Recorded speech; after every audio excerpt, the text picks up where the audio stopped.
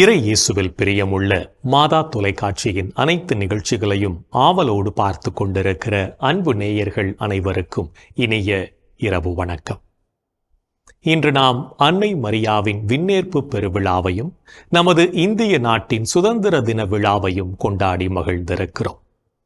உங்கள் ஒவ்வொருவருக்கும் மாதா தொலைக்காட்சியின் சார்பாக விழா வாழ்த்துக்களை தெரிவித்துக் கொள்வதோடு இன்றும் ஓர் அருமையான சிந்தனையைத்தான் நான் உங்களோடு பகிர்ந்து கொள்ள ஆசைப்படுகிறேன்.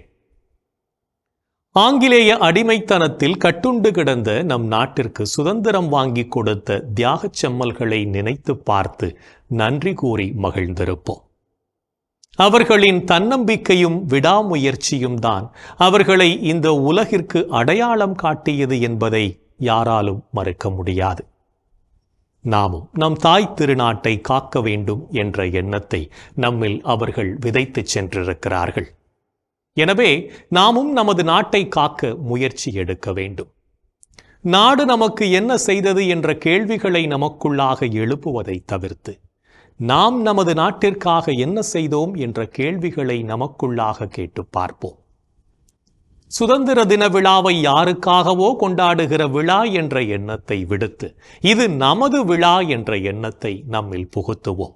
இதுவே நமக்கு சுதந்திரத்தை பெற்றுக் கொடுக்கும் என்பதை மனதில் இருத்தி செயல்படுவோம்.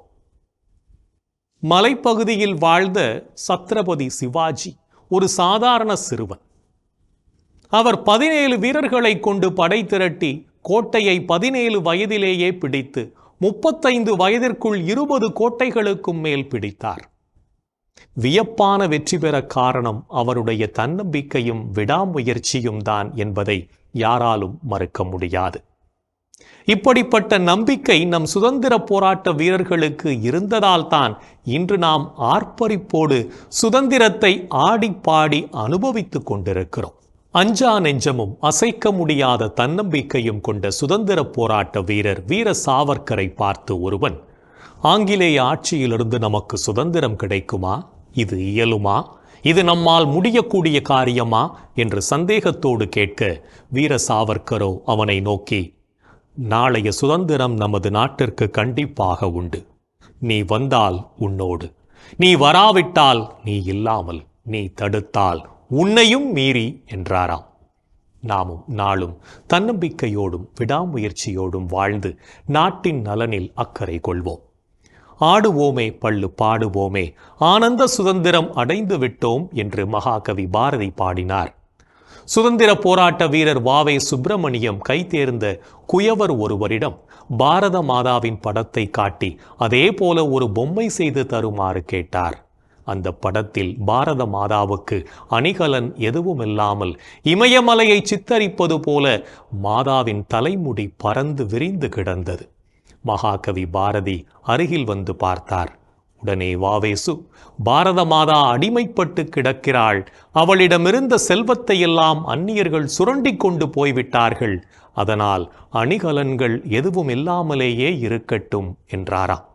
இதனை கேட்ட பாரதி கோபத்தால் வெகுண்டெழுந்து, பாரத மாதாவுக்கு என்ன குறை? அந்நியர்கள் எதை வாரிக்கொண்டு போனார்கள்? சிதறி கிடந்த ஒன்றிரண்டை பொறுக்கிக் கொண்டு போனார்கள். இமயமலையை தூக்கி கொண்டு சென்றார்களா? அல்லது கங்கையையோ காவிரியையோ சுருட்டி கொண்டு போய்விட்டார்களா? நமது நாட்டின் வளம், கலை, கவிதை, அறிவு எதையும் கொள்ளை கொண்டு போகவில்லையே. இவையே பாரத மாதாவுக்கு செல்வங்கள். அனைத்து அணிகலன்களையும் அணிந்தவராக பாரத மாதா இருக்கட்டும் என்று உணர்ச்சி பெருக்குடன் கூறினாராம். இதனை கேட்டவர்கள் மெய்மறந்து நின்றனர். பாரதியின் விருப்பப்படியே பாரத தாயின் உருவம் அழகாகவும் சிறப்பாகவும் அமைந்தது. நாமும் அன்னையின் வீரத்தை நமதாக்குவோம். இன்றைய தினத்தை எடுத்துக்கொள்வோம். இந்த நாள் முழுவதும் நாம் நாட்டிற்காக என்ன செய்து வாழ்ந்தோம் என்று யோசித்து பார்ப்போம். மேலும் இந்த நாளில் நமது செயல்பாடுகள் எப்படிப்பட்டதாக இருந்தது என்று நம்மையே நாம் கேட்டு பார்ப்போம்.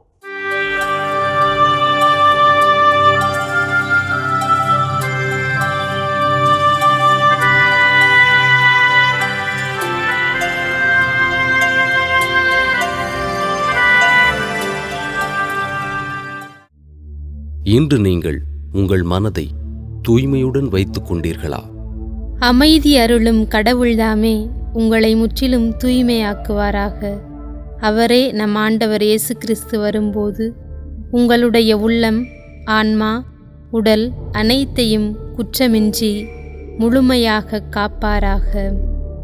இன்று நீங்கள் மற்றவர்களை பழிவாங்கும் எண்ணத்தோடு நடந்து கொண்டீர்களா? பழி வாங்குவோர் ஆண்டவரிடமிருந்து பழிக்கு பழியே பெறுவர். ஆண்டவர் அவர்களுடைய பாவங்களை திண்ணமாய் நினைவில் வைத்திருப்பார். இன்று நீங்கள் உங்களோடு உள்ளதை மற்றவரோடு பகிர்ந்து கொண்டீர்களா? பணத்தை உன் சகோதரர்களுக்காகவோ நண்பர்களுக்காகவோ செலவிடு. அழிந்து போகும்படி அதை கல்லுக்கு அடியில் மறைத்து வைக்காதே. இன்று நீங்கள் உங்களிடம் கொடுக்கப்பட்ட பணத்தை நேர்மையோடு கையாண்டீர்களா? செல்வத்தின் மீதுள்ள விழிப்பு உடலை நலியச் செய்கிறது. அதை பற்றிய கவலை உறக்கத்தை துரத்தியடிக்கின்றது. இன்று நீங்கள் கடவுளை போற்றி புகழ்ந்தீர்களா? நமது வலிமையாகிய கடவுளை மகிழ்ந்து பாடுங்கள். யாக்கோபின் கடவுளை புகழ்ந்து ஏத்துங்கள். இன்று நாம் எப்படிப்பட்ட செயல்களை செய்திருக்கிறோம் என்று நம்மையே நாம் திரும்பி பார்த்த வேளையில் பல செயல்கள் இறைவனுக்கு ஏற்புடையதாக இருந்தாலும் சில செயல்கள் இறைவனுக்கு எதிராகவும் அமைந்திருக்கும். அத்தகைய தருணங்களுக்காக மனம் வருந்தி மன்னிப்பு கேட்டு மனத்துயர் மன்றாட்டை ஜெபிப்போம்.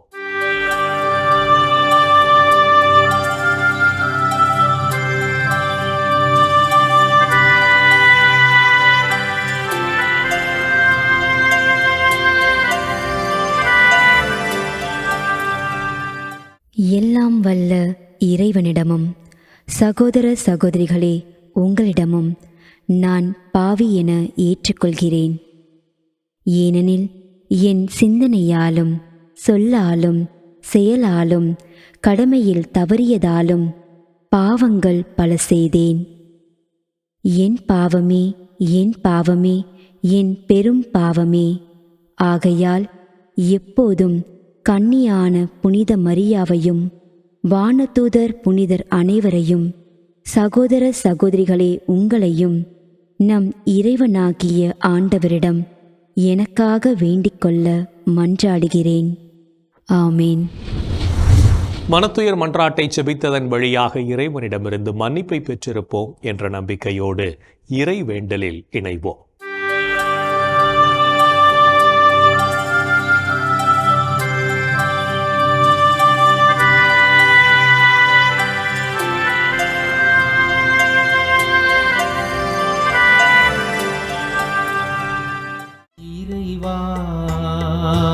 இறைவா, எமக்கு துணை புரிய வாரும். ஆண்டவரே, எமக்கு துணை புரிய விரைந்து வாரும். தந்தைக்கும் மகனுக்கும் தூய ஆவியாருக்கும் மாட்சி உண்டாவதாக. தொடக்கத்தில் இருந்தது போல் இப்பொழுதும் எப்பொழுதும் என்றென்றும் இருப்பதாக. ஆமென்.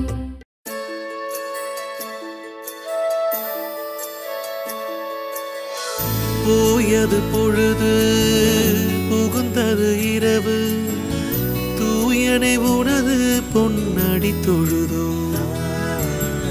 நேயமையெல்லாம் ஏதமும் நீக்கி நீயமையாண்டு காத்தருளையா. கனவுகள் துயில் வழி காணுதல் வேண்டாம், கனவிருள் பூதமும் கண்ணுரல் வேண்டாம். சினமுறு பகைவர் முரணலாம் வெல்வார், ஈனமும் உடலில் அணுகிடாது அருள்வார். ஆதியம் தந்தாய் அருள் புரிவீரே, அமலன மகனே அருள் புரிவீரே. ஜோதியே உருவாம் தூயாவியாரே, தொழுதனம் உமதடி அருள் புரிவீரே. ஆமென், ஆமென், ஆமென்.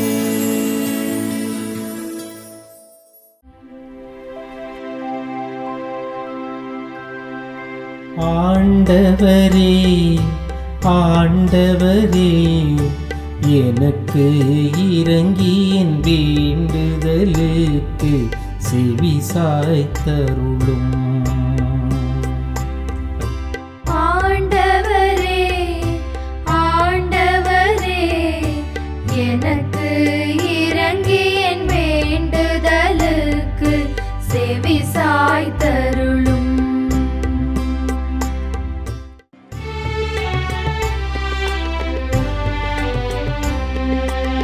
எனக்கு நீதி அருள்கின்ற கடவுளே, நான் மன்றாடும் போது எனக்கு பதிலளித்தருளும். நான் நெருக்கடியில் இருந்த போது நீர் எனக்கு துணை புரிந்தீர். இப்போதும் எனக்கு இறங்கி என் வேண்டுதலுக்கு செவி சாய்த்தருளும். மானிடரே, எவ்வளவு காலம் எனக்குரிய மாட்சிக்கு இழுக்கை கொண்டு வருவீர்? எவ்வளவு காலம் வெறுமையை விரும்பி பொய்யானதை நாடே செல்வீர்?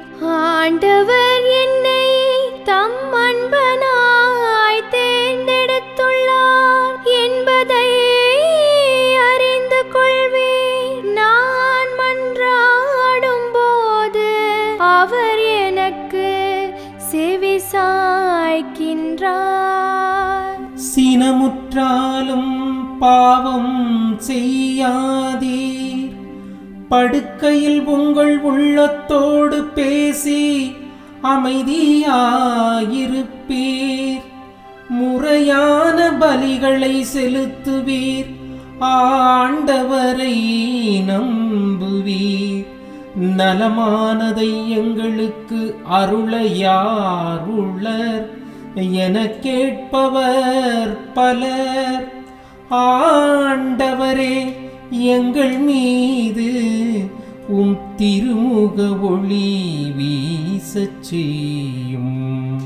தானியமும் திராட்சையும் நன்கு விளையும் காலத்தில் மக்கள் அடையும் மகிழ்ச்சியை விட மேலான மகிழ்ச்சியை நீர் என் உள்ளத்திற்கு அளித்தீர். இனி நான் மனது அமைதியுடன் படுத்து உறங்குவேன். ஏனெனில் ஆண்டவரே, நான் தனிமையாக இருந்தாலும் நீரே என்னை பாதுகாப்புடன் வாழச் செய்கின்றீர். தந்தைக்கும் மகனுக்கும் தூய ஆவியாருக்கும் மாட்சி உண்டாவதாக. தொடக்கத்தில் இருந்தது போல் இப்பொழுதும் எப்பொழுதும் என்றென்றும் இருப்பதாக. ஆமென். ஆண்டவரே ஆண்டவரே எனக்கு இறங்கி என் வேண்டுதலுக்கு செவி சாய்த்தருளும். ஆண்டவரே ஆண்டவரே எனக்கு இறங்கி என் வேண்டுதலுக்கு செவி சாய்த்தருளும். இரவு நேரங்களில் ஆண்டவரை போற்றுங்கள். இரவு நேரங்களில் ஆண்டவரை போற்றுங்கள்.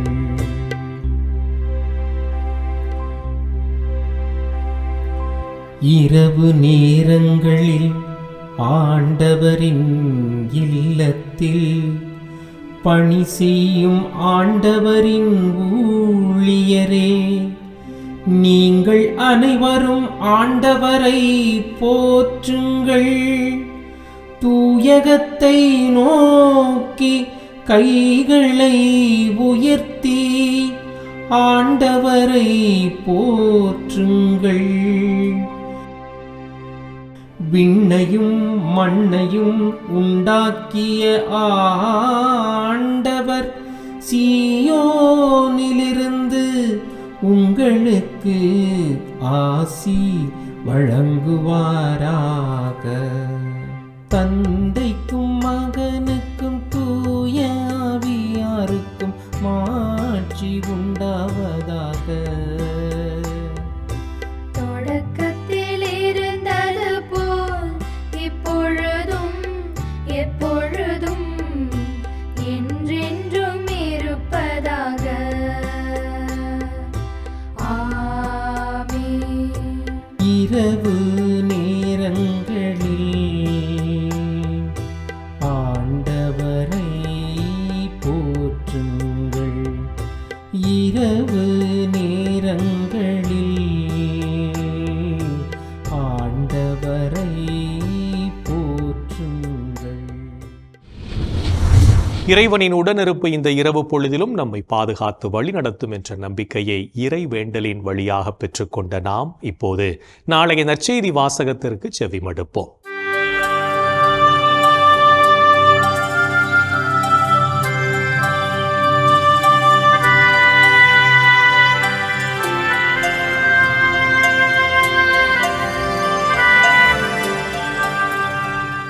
நாளைய திருப்பலி வாசகங்கள். முதல் வாசகம் இறைவாக்கினர் எசாயா நூலிலிருந்து வாசகம். அதிகாரம் 56, இறைவார்த்தைகள் 1 மற்றும் 6 முதல் 7 முடிய. பதிலுரை பாடல் திருப்பாடல் 67. இறைவார்த்தைகள் 1 முதல் 2, 4, 5 மற்றும் 7 முடிய. இரண்டாம் வாசகம் திருத்தூதர் பவுல் ரோமையருக்கு எழுதிய திருமுகத்திலிருந்து வாசகம். அதிகாரம் 11, இறைவார்த்தைகள் 13 முதல் 15 மற்றும் 29 முதல் 32 முடிய. மத்தேயு எழுதிய தூய நற்செய்தியிலிருந்து வாசகம். அதிகாரம் 15, இறைவார்த்தைகள் 21 முதல் 28 முடிய. அக்காலத்தில் இயேசு தீர், சீதோன் ஆகிய பகுதிகளை நோக்கிச் சென்றார். அவற்றின் எல்லைப் பகுதியில் வாழ்ந்து வந்த கானானிய பெண் ஒருவர் அவரிடம் வந்து, ஐயா, தாவீதின் மகனே, எனக்கு இரங்கும். என் மகள் பேய் பிடித்து கடுமையாய் பாதிக்கப்பட்டிருக்கிறாள் என்று கதறினார். ஆனால் இயேசு அவரிடம் ஒரு வார்த்தை கூட மறுமொழியாக சொல்லவில்லை. சீடர்கள் அவரை அணுகி, நமக்கு பின்னால் கத்திக் கொண்டு வருகிறாரே, இவரை அனுப்பிவிடும் என்று வேண்டினார்கள். அவரோ மறுமொழியாக, இஸ்ரேல் குலத்தாருள் காணாமற் போன ஆடுகளாய் இருப்போரிடமே நான் அனுப்பப்பட்டேன் என்றார். ஆனால் அப்பெண் அவர் முன் வந்து பணிந்து, ஐயா, எனக்கு உதவி புரியும் என்றார். அவர் மறுமொழியாக, பிள்ளைகளுக்குரிய உணவை எடுத்து நாய்க்குட்டிகளுக்கு போடுவது முறையன்று என்றார். அதற்கு அப்பெண், ஆம் ஐயா, ஆனாலும் தங்கள் உரிமையாளரின் மேசையிலிருந்து விழும் சிறு துண்டுகளை நாய்க்குட்டிகள் தின்னுமே என்றார். இயேசு மறுமொழியாக, அம்மா, உமது நம்பிக்கை பெரிது. நீர் விரும்பியவாறே உமக்கு நிகழட்டும் என்று அவரிடம் கூறினார். அந்நேரமே அவர் மகளின் பிணி நீங்கியது. ஆண்டவரின் அருள்வாக்கு. கிறிஸ்துவே உமக்கு புகழ். ஆண்டவரே, உம் கையில் என் உயிரை ஒப்படைக்கின்றேன். ஆண்டவரே, உம் கையில் என் உயிரை ஒப்படைக்கின்றேன். உண்மையின் ஆண்டவராகிய கடவுளே, எம்மை மீட்பவர் நீரே. ஆண்டவரே, உம் கையில் என் உயிரை ஒப்படைக்கின்றேன். தந்தை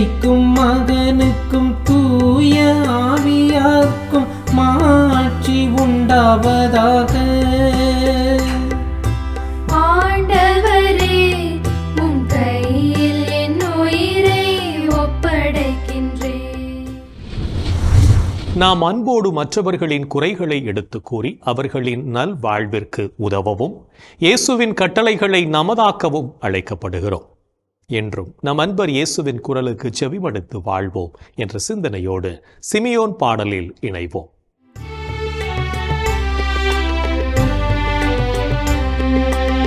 ஆண்டவரே, நாங்கள் விழித்திருக்கும் போது எங்களை காத்தருளும். நாங்கள் தூங்கும் போது எங்களை பாதுகாத்தருளும். இதனால் கிறிஸ்துவோடு விழித்திருந்து அவரோடு அமைதியில் இளைப்பாறுவோம். ஆண்டவரே, நாங்கள் விழித்திருக்கும் போது எங்களை காத்தருளும். நாங்கள் தூங்கும் போது எங்களை பாதுகாத்தருளும். இதனால் கிறிஸ்துவோடு விழித்திருந்து அவரோடு அமைதியில் இளைப்பாறுவோம். சிமியோன் பாடல். ஆண்டவரே, உமது சொற்படி உம் அடியான் என்னை இப்போது அமைதியுடன் போகச் செய்கிறீர். ஏனெனில் மக்கள் அனைவரும் காணுமாறு நீர் ஏற்பாடு செய்துள்ள உமது மீட்பை என் கண்கள் கண்டுகொண்டன.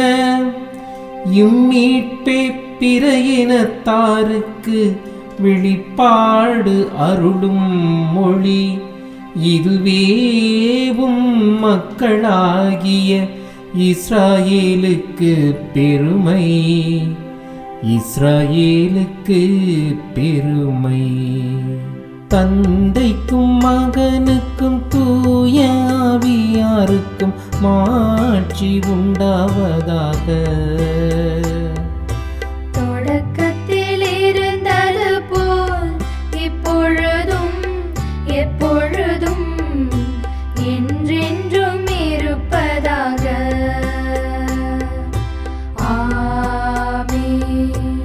ஆண்டவரே, நாங்கள் விழித்திருக்கும் போது எங்களை காத்தருளும். நாங்கள் தூங்கும் போது எங்களை பாதுகாத்தருளும். இதனால் கிறிஸ்துவோடு விழித்திருந்து அவரோடு அமைதியில் இளைப்பாறுவோம்.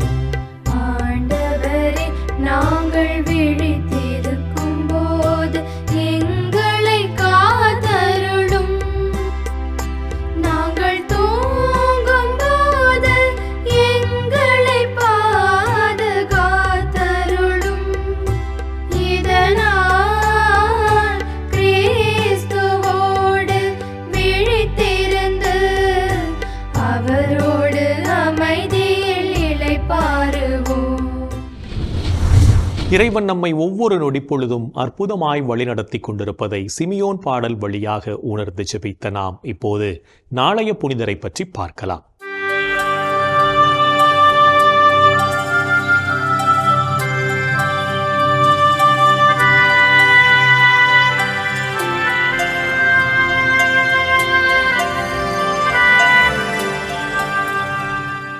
ஆகஸ்ட் 16 புனித ஹங்கேரி ஸ்டீஃபன். ஹங்கேரி நாட்டில் குரான் பகுதியில் வாழ்ந்த கிறிஸ்துவினை அறிந்திராத பெற்றோருக்கு கிபி 975 ஆண்டு பிறந்தார் ஸ்டீஃபன்.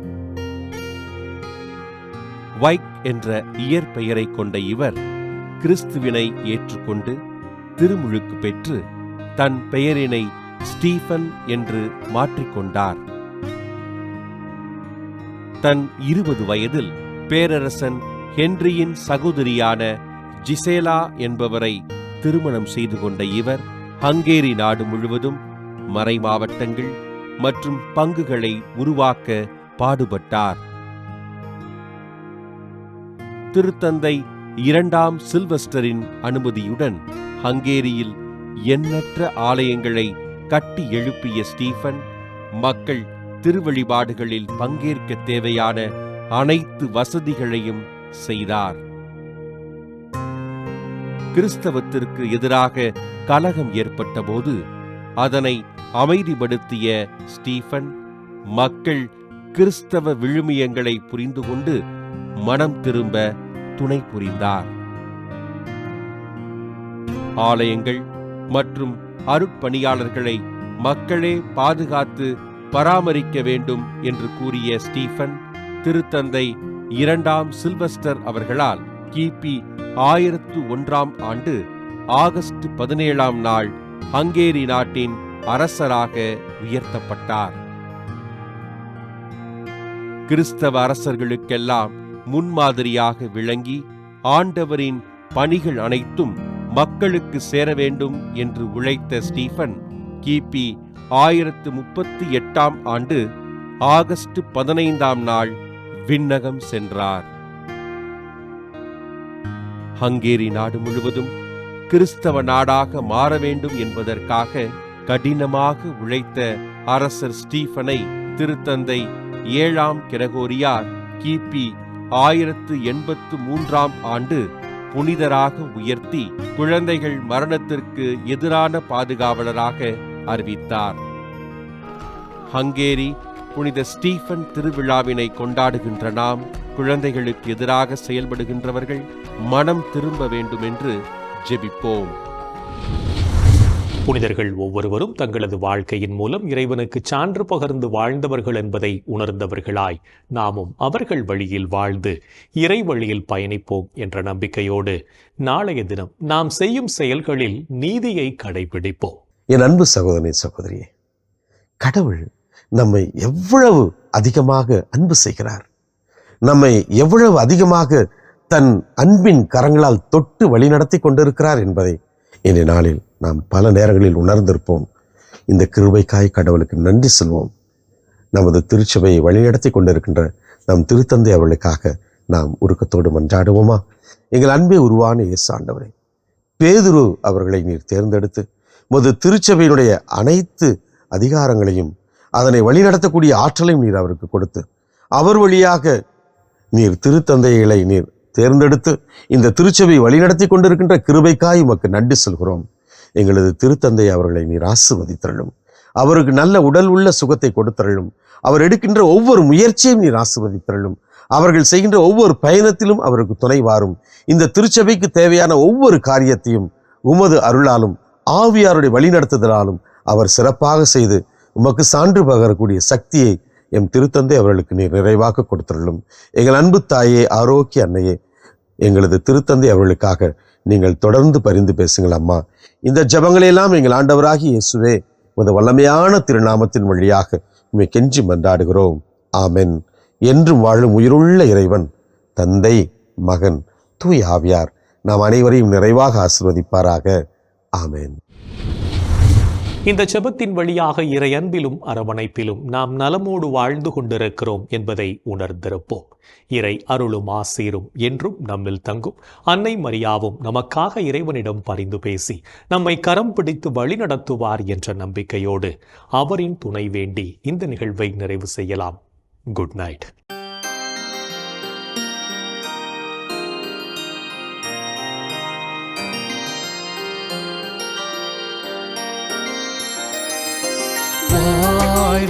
அரசியே, தயை மிகு அன்னையே, வாழ்வே இனிமையே, தஞ்சமே வாழ்க.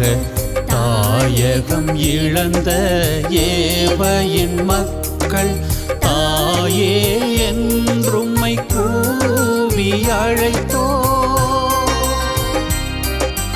கண்ணீர் கனவாய் நின்றும்மை நோக்கி கதறியே அழுதோம், பெருமூச்செறிந்தோம், ஆதலால் எமக்காய் பரிந்துரைப்பவரே, அன்புடன் எம்மை கடைக்கண் பாரே.